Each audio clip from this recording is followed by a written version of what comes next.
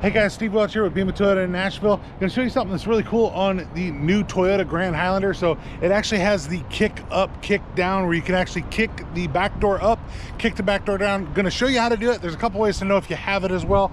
Just check for this icon. That's the first way.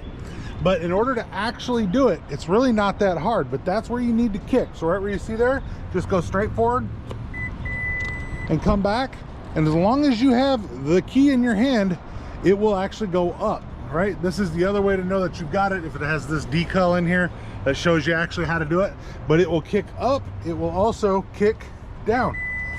So you just do the exact same thing. It'll kick up, kick down. You can also adjust the height of the door, and I've done a couple videos on how to adjust the height of the back door of the Grand Highlander, so definitely check those out as well. But that is how you use the kick on the Toyota Grand Highlander. Steve Welch, Beaman Toyota. You guys have a great day. Talk to you soon. Bye.